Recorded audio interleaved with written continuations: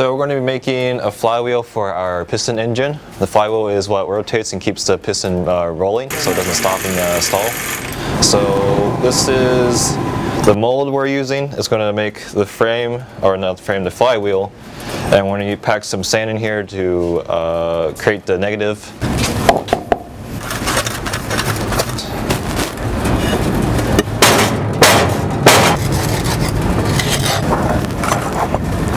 There we go. So metal is around 1500 degrees right now, Fahrenheit. He's going to pour it in one side, and then he's going to pour until he sees it come out the other side, like that.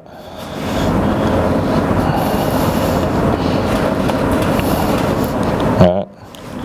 We're going to pour the extra in here for us to reuse later.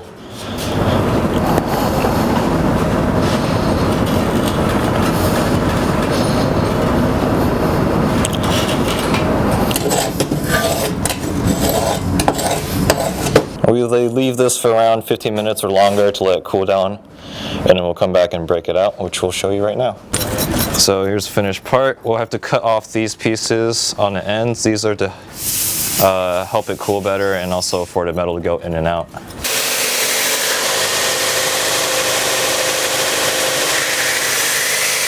On all these.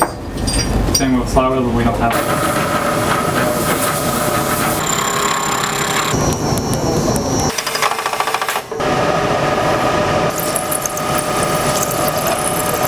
Now we just got to sand this down a bit, and we'll be good for the engine.